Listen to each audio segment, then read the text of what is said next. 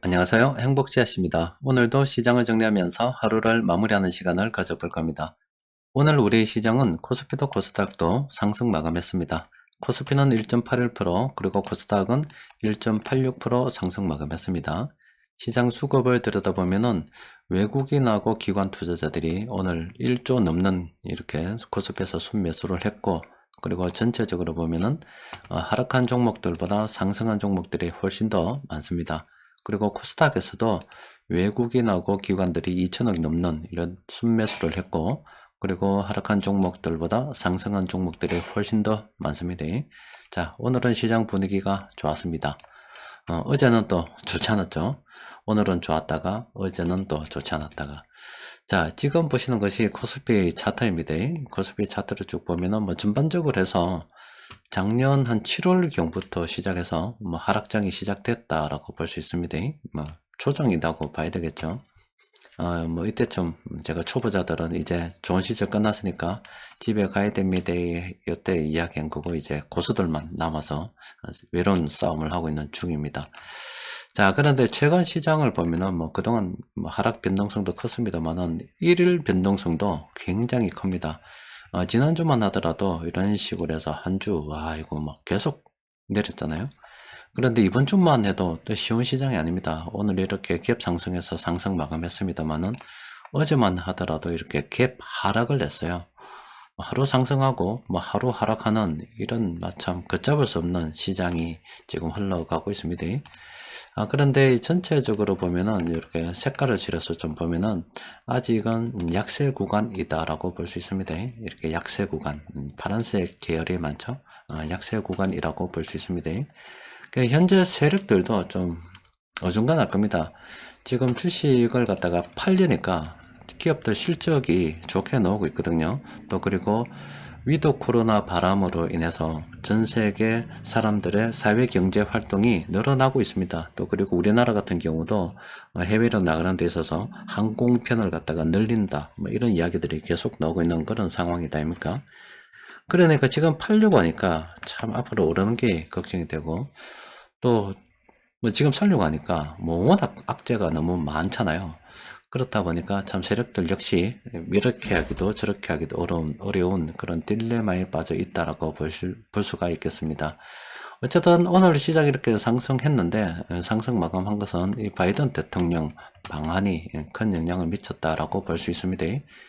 그동안 우리 미국하고 물론 경제적으로도 긴밀한 관계를 맺고 있지만은 안보 분야에 대해서 여러 가지 협력을 많이 하고 있는 그런 상태입니다. 또 안보 동맹이죠. 그런데 이 바이든 대통령이 우리 한국에 와서 삼성전자도 둘러보고, 또 그리고 현대차 그룹도 지금 간다 이야기를 하고 있습니다. 그러니까 경제에 대한 이런 협력을 좀 기대하는 그런 분위기도 있습니다. 자, 이런 것 때문에 오늘 시장이 좀 영향을 받았고, 또 중국에서도 기쁜 소식이 들려왔습니다. 이걸 참 기쁘다고 해야 될지 몰라도, 일단 중국이 사실상 기준금리를 인하를 해서 경기 부양에 나선 그런 상태입니다. 그동안 이 중국이 봉쇄했잖아요.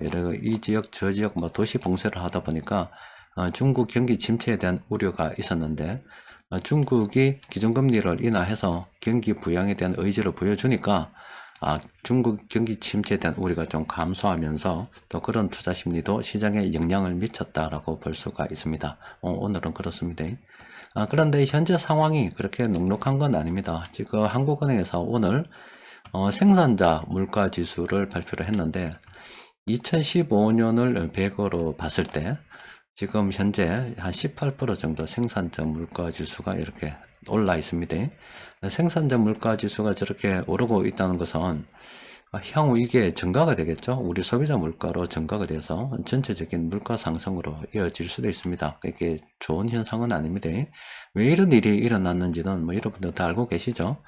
뭐 바이든 대통령이 금리를 올려서 물가를 잡는다 이런 이야기를 하고 있지만은, 뭐 누차 여러분들께 말씀드렸다시피 이 물가라고 하는 것은 돈이 많이 풀리고 뭐 수요가 회복됨에 따라서 수요 공급의 법칙에 따라 뭐 이렇게 뭐 그런 것도 있지만, 전쟁이라는 이 요인들도 있거든요.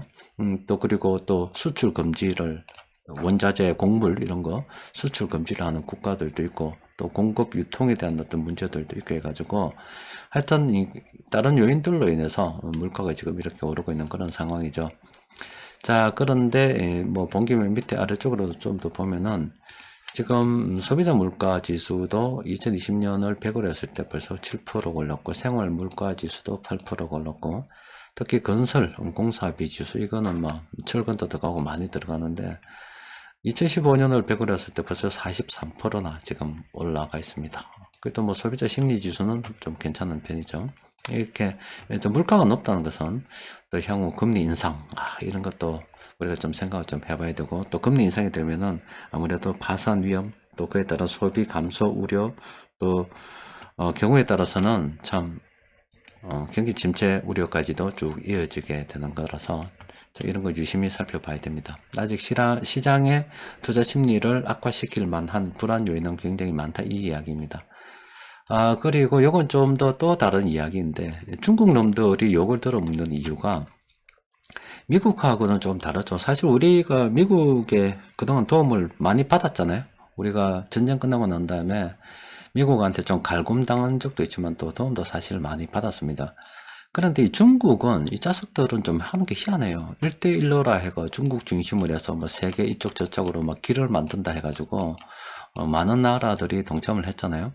물론 뭐 다 공짜로 해준 건 아니고 중국이 돈을 빌려줬습니다. 스리랑카도 그런 중국에서 돈을 빌린 그런 국가 중에 하나인데, 인마들이 돈을 빌려주고 이 아들은 못 갚으면 그 따먹었거든. 그냥 예를 들어서 뭐 항구를 지어줬는데 중국 돈을 빌려서 지었단 말이에요. 그래서 이 아들이 못 갚으면 항구를 중국이 갚아버립니다. 이 녀석도 지금 희한하게 하고 있어요. 그래서 지금 이것 때문에 중국 애들이 욕을 많이 쳐들어 먹고 있는 겁니다. 어쨌든 그 스리랑카가 뭐 그렇게 경제 규모가 큰 나라가 아니기 때문에 우리한테 미친 영향이 좀 작습니다만은 일단 디폴트 선언을 했다라고 이야기합니다. 그런데 이거는 뭐 중국에 관련된 그거지만 어쨌든 어려우니까 저런 일이 발생이 된 거잖아요. 향후 금리가 인상이 되게 되면, 특히 미국의 기준금리가 인상이 되게 되면은 다른 국가들도 이렇게 디폴트가 일어나지 않으리라는 법이 없습니다. 그래서 파산에 대한 우려에 대해서도 우리는 늘 생각을 하고 있어야 됩니다. 그러니까 쉽지 않은 그런 상황입니다. 그래서 늘 말씀드리듯이 투자를 할 때 지금 완벽한 건 없다 이 말이에요. 모든 것이, 투자는 좀 희한하잖아요. 모든 것이 다 좋다라고 할 때는 그때는 고점입니다. 고점. 사실은 우리가 모든 것이 다 좋을 때 주식을 사고 싶은데 모든 것이 다 좋다라고 할 때는 그게 고점이라고. 그런데 참 이 주식을 사고 싶지 않은, 전부 너무나 좋지 않다라고 이야기할 때 그때는 사실 저점이에요. 그런데 그때는 악재가 너무 많아가지고 이 시장의 변동성이 너무 크기 때문에 또 공매도도 엄청 때려버리고, 그래서 사실 주식을 사야 되는 시기임에도 불구하고 참 사기가 참 어렵죠. 이게 참 정말로 생각과 이게 참 투자는 반대로 움직여야 되는 게 정말로 참 어렵습니다. 여러분들도 참 고생이 많으세요. 자, 오늘 시장 수급을 좀 더 자세하게 들여다보면은 오늘 금융 투자 쪽에서 이렇게 순매수를 많이 했습니다. 그리고 그 외 외국인도 오늘 투자하는 게 괜찮았어요. 많은 업종 순매수했고 연기금도, 그리고 투신 쪽 사모펀드도 해가지고 이렇게 많은 업종 세력들이 순매수를 했습니다. 근데 세력들도 참 골치 아플 겁니다. 참 사긴 사야 되겠는데 참 악재가 너무 많고, 참 그렇다고 해서 팔아벌락 하니까 이 자꾸 소비가 회복되고 자꾸 나아지는 게 좀 보일 듯 하니까, 그렇다고 해서 참 사기도 팔기도 어중간한 그런 상태에 지금 세력들이 놓여 있다고 보시면 됩니다. 우리 같은 경우는 뭐 멀리 보고 가야죠. 일단은 세력들이 많은 종목 업종 매수를 하다 보니까 이런 식으로 해서 19개 종목 있잖아요. 이런 종목들은 세력들이 오늘 공통적으로 너도 나도 다 매수한 그런 종목입니다.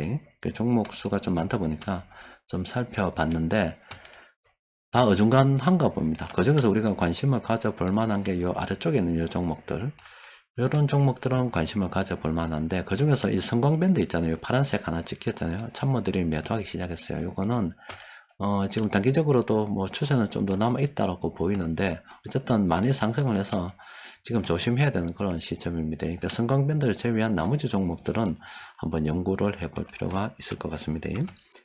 그리고 변곡점 지표를 통해서 정리를 해보니까 오늘은 하락 반전. 이야, 시장이 이렇게 되다 보니까는요.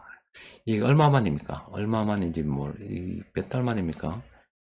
2022년 3월 24일 날 하락 반전 신호가 이때 나와서 계속 연속적으로 나오다가 간만에 와 끊겼습니다. 그냥 2달 만에 하락 반전 신호가 없고 상승 반전 신호만 이렇게 나왔습니다. 그런데 뭐 이게 참 분위기가 전환되는 시점이면 참 좋긴 하겠죠. 그런데 지금 오늘 상승 반전 신호 나온 게 화성 엔터프라이즈인데 이 종목은 지금 현 시점에서 관심을 가지기가 좀 어중간한 그런 상황입니다. 자, 최근에 뭐 시장 변동성으로 인해서 참 투자가 힘듭니다. 여러분들 고생이 많으세요. 또 시장이 늘 안 좋으리라는 법은 없습니다. 또 다음 주 되면은 또 좋은 일도 생길 수도 있고요. 또 푸틴도 아프고 그리고 중국의 시진핑도 아프다 그럽니다. 또 권력이 어떻게 바뀔지도 모르고 정말로 세상은 한순간에 획 바뀔 수도 있습니다. 그래서 좀 희한한 게 이 주식시장이라는 게 떨어져서 사실은 이게 살 수 있는 기회가 많다 손 치더라도 막상 이래 사기가 쉽지 않습니다. 용기를 좀 내야 됩니다. 그렇다고 해서 그럼 나는 오르면 사야지, 오를 때를 갖다가 좀 기다려 봐야지, 그런 생각도 좀 들거든요. 그래도 처음에 이렇게 주가가 계속 이렇게 하락을 하다가요, 하락을 하면은 참 용기를 내기가 선뜻 쉽지 않다 이 말입니다.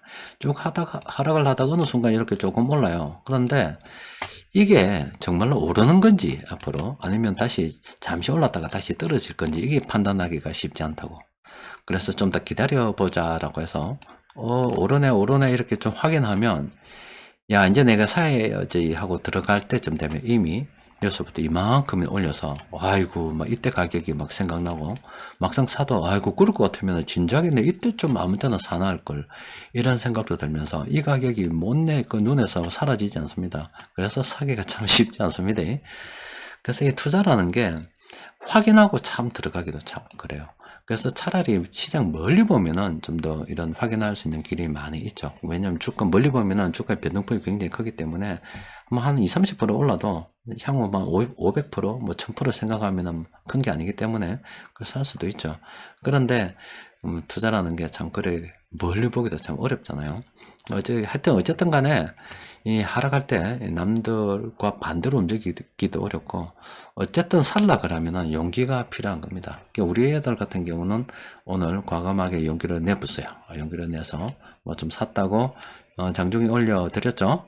투자는 그렇게 용기가 필요한 겁니다. 우리 애들은 오늘 10원짜리 딸딸 긁어서 몰빵 해봤습니다. 자, 이번 주도 모두 다 고생하셨습니다. 자, 오늘은 여기까지 정리하도록 하겠습니다. 이상입니다.